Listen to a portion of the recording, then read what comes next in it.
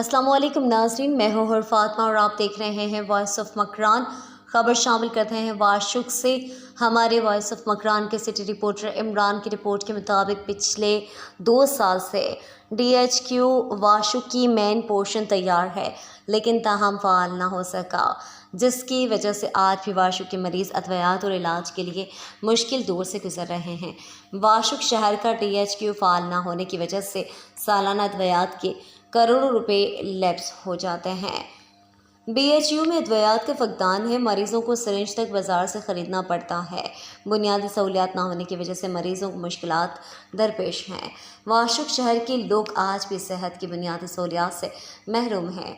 छोटी बीमारी के इलाज के लिए लोगों को कोयटा और खारान का रुख करना पड़ता है। वाशुक की आवाम ने district health officer DSM Washuk और डिप्टी कमिश्नर वाशुक से पुरजोर अपील की है कि DHQ की फ़ाली के लिए अहम किरदार अदा करें, ताकि लोगों को इलाज के लिए शहर से बाहर ना जाना पड़े और बुनियादी अद्वियात DHQ में ही मुयस्सर हों।